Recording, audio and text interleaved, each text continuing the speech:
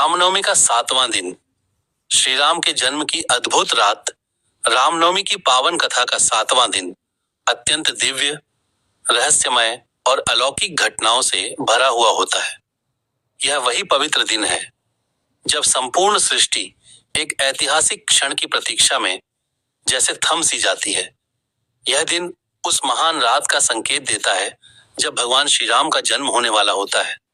धरती, आकाश, देवता, ऋषि मुनि सबके मन में एक अद्भुत उत्सुकता और आनंद की लहर दौड़ने लगती है। अयोध्या नगरी उस दिन विशेष रूप से सजाई जाती है। हर गली, हर द्वार, हर मंदिर में दीपक जलाए जाते हैं। फूलों की खुशबू से वातावरण महक उठता है। ऐसा लगता है मानो पूरी प्रकृति इस शुभ अवसर का स्वागत करने के लिए स्वयं को सजा रही हो।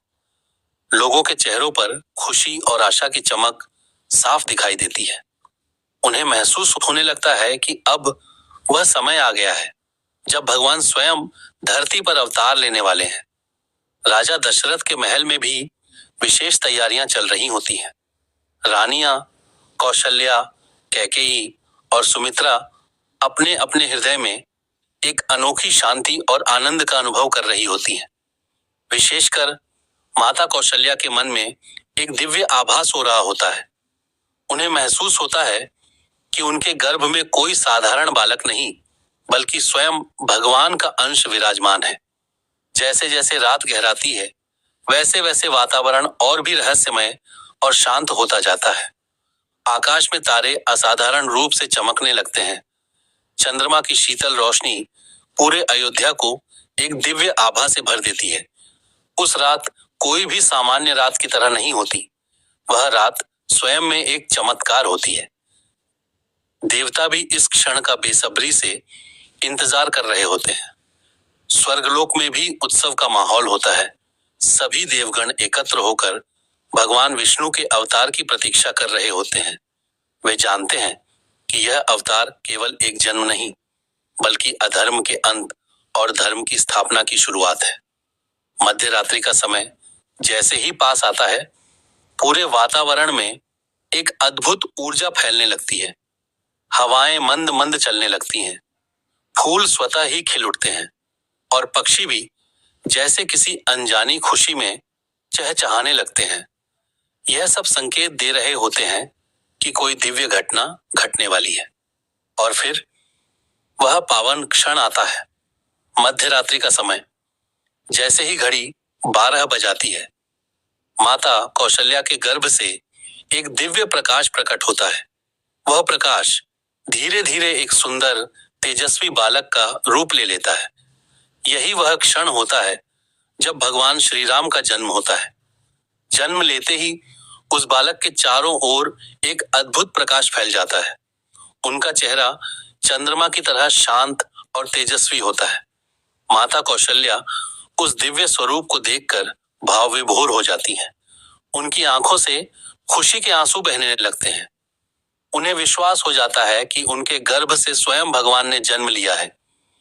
उसी क्षण आकाश से फूलों की वर्षा होने लगती है। देवता जय श्री राम के जयकारे लगाने लगते हैं। गंधर्व मधुर गीत गाने लगते हैं और अप्सराएं नृत्य करने लगती हैं। पूरी सृष्टि उस दिव्य जन्म का उत्सव मनाने लगती है। अयोध्या में भी इस शुभ समाचार के फैलते ही चारों ओर आनंद की लहर दौड़ जाती है। लोग अपने अपने घरों से बाहर निकल आते हैं। मंदिरों में घंटियां बजने लगती हैं और हर ओर जय श्री राम की गूंज सुनाई देने लगती है। ऐसा लगता है मानो हर दिल में एक नई आशा, एक नई रोशनी जग उठी हो। राजा दशरथ जब यह समाचार सुनते हैं तो उनकी खुशी का ठिकाना नहीं रहता। वे तुरंत माता कौशल्या के कक्ष में पहुंचते हैं और अपने पुत्र को देखकर भावुक हो जाते हैं। उनका हृदय गर्व और आनंद से भर उठता है।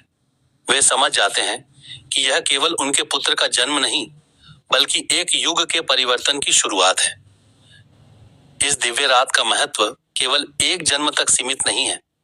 यह रात हमें यह संदेश देती है कि जब जब धरती पर अधर्म बढ़ता है, तब तब भगवान किसी न किसी रूप में अवतरित होते हैं।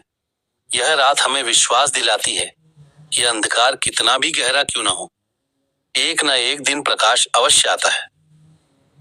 रामनवमी का 7वां दिन और वह अद्भुत रात हमें सिखाती है कि जीवन में चाहे कितनी भी कठिनाइयां क्यों ना आए, हमें धैर्य और विश्वास बनाए रखना चाहिए, क्योंकि जब समय आता है तो हर समस्या का समाधान स्वयं भगवान के आशीर्वाद से मिल जाता है। इस प्रकार श्री राम के जन्म की यह अद्भुत रात केवल एक ऐतिहासिक घटना नहीं, बल्कि आस्था, विश्वास और धर्म की विजय का प्रतीक है। यह रात आज भी हर भक्त के हृदय में एक विशेष स्थान रखती है और हर साल रामनवमी के अवसर पर उसी उत्साह और श्रद्धा के साथ मनाई जाती है। ऐसे ही और कहानी और कथा सुनने के लिए हमारे चैनल को लाइक, शेयर, फॉलो और सब्सक्राइब करें। धन्यवाद।